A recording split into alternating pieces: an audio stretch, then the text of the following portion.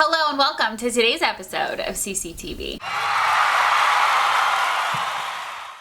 Hi there, welcome to CCTV, the place to be if you are trying to get more happy, healthy, and fit. I'm your girl, I'm Christina Carlyle. I'm a former fat girl turned nutritionist and a trainer here to help you reach your weight loss and wellness goals too. So today's episode is all about how to stop binge eating. I can honestly say, as a former fat girl, this was one of my main problems that I had. And that had attributed to my weight gain. I was about 30 pounds heavier than I am now when I finally made the decision to stop binge eating and get help. It kind of eventually led me to become a nutritionist and a trainer. For me, the binge eating started because I would go from one psycho diet to another, meticulously counting calories, having this false sense that I had to eat perfectly, that one little bite or taste of something meant that I was a failure. Whether it was the feeling like a failure and saying, screw it, let me just finish it, or just having that taste of something after being super restrictive and strict for so long, that one little taste and all those feelings, the second I got a taste of the salty or the sweet or whatever it was, that was it. I'm on a 1-class ticket to Binge Town. So when I stepped on the scale and saw the biggest number I'd ever seen in my life, it was because a direct result of this pattern of diet, binge.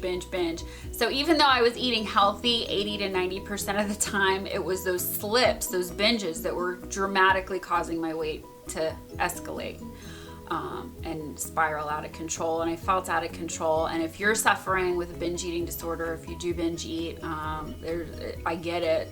It sucks. A lot of people don't talk about it, and that's why I wanted to make this video today. If I can overcome it, you can do it, and I want to tell you how. So that's what this is all about. So step one is you have to want to stop.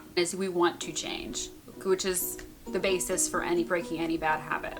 Okay, so step one, you have to want to stop binging. Step two, you have to be very, very aware of how you're thinking and how you're feeling when it comes time to eat. If you're reaching for food and you're not truly hungry and you're actually, deep down you're gonna abuse it, you're gonna go off the deep end, one little taste is gonna send you on your own personal man versus food contest. Your spider senses will go off. If you're a binge eater, you already know the little lies that little devil on your shoulder is seducing you with to try to get you to have that one little taste that is going to take you to Binge Town, okay? So, for example, the other day I'm talking to a client of mine, Georgina. I love her. She told me that she ended up binging. No big deal. It happens. It's part of the process when you're trying to overcome this, okay? But well, what happened? She's like, I was making a cake for my sister's birthday and I was having a craving and I thought I could just have a taste, and I tasted it and the whole thing was gone. I'm like, okay. You had a craving though. There was a craving. There was a moment when that little devil on your shoulder's like, go ahead, have it. But you know that you can't because you know where it's going to take you. Okay, so you have to be very aware. Step one, you have to want to change. Step two, you have to be aware of the BS the shoulder devil is saying to you.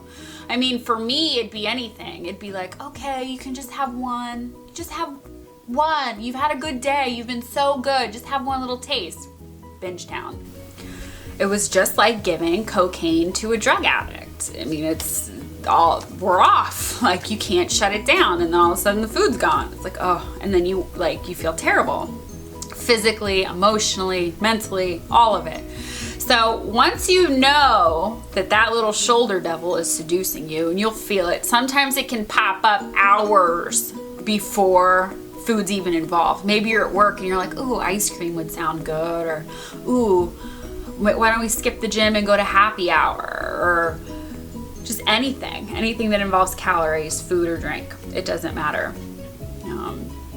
This is also kind of why alcoholics put down the booze and they pick up the fork. It happens. You have to break the habit. That's how you become successful and shut it down. So once you know that it's happening, once you're aware of how, you justify these bad habits, you kind of have to think of yourself now like you're playing this CD. Okay, this CD is spinning this record of habit. You feel bad, you go for the food, you eat it all, you repeat, okay? So what you need to do is you need to remix it. You need to scratch it so that can't play anymore. And the way you scratch it and stop that pattern from happening, from playing, is by moving on to step 3, which is you have to compete with the urge to eat or drink without food, without booze, without calories of any kind. You have to do something completely different that does not involve food. So if that urge to eat, if you're heading towards the pantry, you're heading towards the kitchen, you're driving to the drive-thru, you have to abort. You have to do something completely different. I don't care if you're in your car, if you're singing happy birthday and you feel those spider senses going off and you know that cake is screaming your name. It's like that Tide commercial where the stain's like, blah, you know, it's like calling to you. That shoulder devil has a megaphone. You have to tap out, do something else, phone a friend, go to the bathroom, play with makeup, whatever it takes. Sometimes it can take 60 seconds to take that urge away, sometimes a little bit longer. I say if you're super addicted to food and binge eating like I was, give yourself a good 10 minutes. Phone a friend, play on Pinterest. Go for clothes though, don't go for food, okay? Return emails, do anything, clean out your car, positive or productive, fun things that you can think of that have nothing to do with calories. I used to paint my nails because once you paint your nails, I mean, there's no going back. Sometimes I would be driving to the store knowing that I was going for food. I would phone a friend and be like, dude, it's happening. And she would talk me off the ledge till I got home and I would just jump in the shower. Or sometimes I would just take a walk, or sometimes I would read a magazine, or sometimes I would just watch TV. Anything that I could think of that would just stop me. And sometimes you just have to sit there and you're like,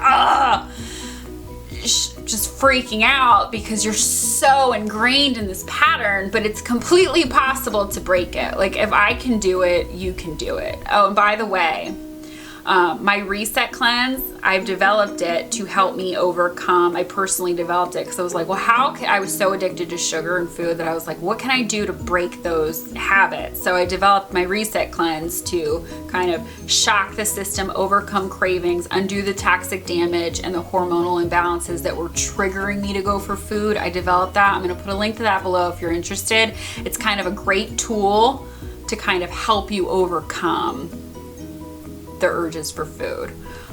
But if you are binging, it's completely possible to turn it around. Accept it, be aware of it, be ready to be done with it.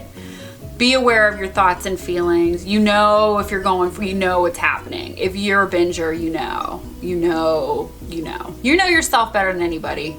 And then step 3 is compete with that urge. Play basketball, go for a walk, walk your dog, do your laundry, do your taxes, return emails, whatever it is, just compete until it's gone. And sometimes be aware that little shoulder devil will pop back up. It's kind of like playing whack-a-mole at this point. Like it'll just pop back up. If that happens, you repeat the process again. Scratch the CD till it's broken, and it can break. I promise. If I can do it, you can do it. This is the only way I was able to get my mind right, get my body tight, putting the food down, using food for fuel versus emotions and that addiction. It was the only way I was able to get where I'm at today. And I just want to say, practice makes perfect. If you try this, it doesn't work, you have to do it again and again and again and again until you break it, okay? So that's it. I hope you like this video. Helping you helps me. So if you like this video, please like it so I know. And if you don't want to miss next week's episode, please subscribe now because they make a new video every Thursday. So I will see you next time right here, same place every Thursday. Bye.